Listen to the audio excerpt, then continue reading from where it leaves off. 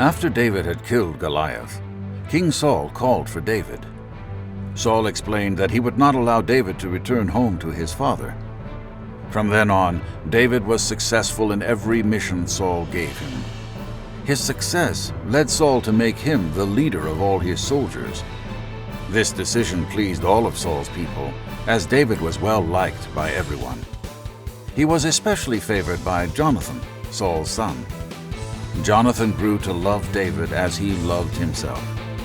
One day, Jonathan made a covenant with David and gave him his robe, armor, sword, bow, and his belt as a sign of their friendship. When Saul and his army journeyed home after defeating the Philistines, the women in the towns came out to greet them and celebrate their victory. They sang and danced to songs of joy played on their instruments. They sang, "Saul has slain his thousands, and David his tens of thousands." This well-meaning song did not please King Saul at all, as it gave David credit for more of the victory. In his anger, he became jealous and suspicious of David, wondering if he would try to take his kingdom from him.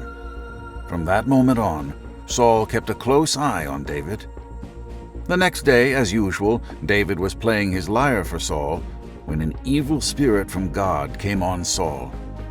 Thinking to himself, "I'll pin David to the wall," Saul grabbed a spear and threw it at David.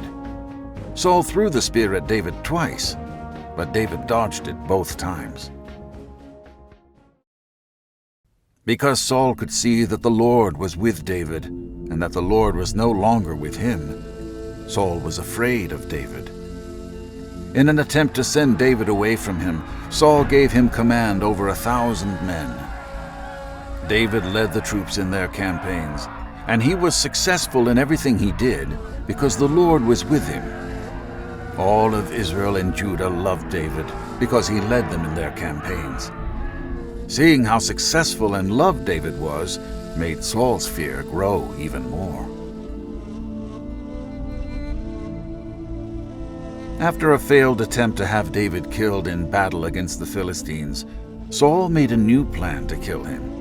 Saul spoke to his son Jonathan and all his servants and told them to kill David. Jonathan, who was David's friend, told David about his father's plan. "My father is looking for a chance to kill you. Be on your guard tomorrow morning and go into hiding," Jonathan warned. Jonathan promised to go to his father and speak on David's behalf. The next day, Jonathan reminded Saul of the good that David had done for him and that he had done nothing to him. "Do not sin against your servant David, as he has not sinned against you," he pleaded.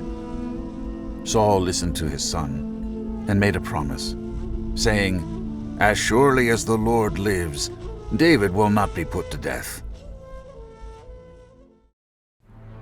Jonathan told David the whole conversation, and he brought him to Saul.